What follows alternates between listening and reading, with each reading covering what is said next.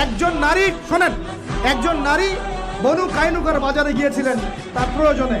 ইহুদি তার শ্লীলতাহানি করেছে, তার সতর খুলে দিয়েছিল একজন ইহুদি। এটা দেখে একজন মুসলিম ভাই সেখানে থাকতে না পারে ওই ইহুদির গর্দান নামিয়ে দেয়। এই ইস্যুকে কেন্দ্র করে ইহুদিরা মিলে ওই ভাইকে শহীদ করে। তখন ওই বাজারে ওই ভাই ছাড়া আর কেউ ছিল না, একজনই ভাই ছিল। এরপরে এই মামলা আসলো নবীর দরবারে সাল্লাল্লাহু আলাইহি ওয়াসাল্লাম। এটা মদিনার ঘটনা। নবী সাল্লাল্লাহু আলাইহি ওয়াসাল্লাম ওই সাহাবীকে তো দোষারোপ করেনই নাই, বরং নিজে বর্ম করে অন্য সাহাবীদেরকে বলেছেন, তোমরা বের হও, আমরা বনু কাইনুকা আক্রমণ করবো, ওকে এখান থেকে বের করে দেবো।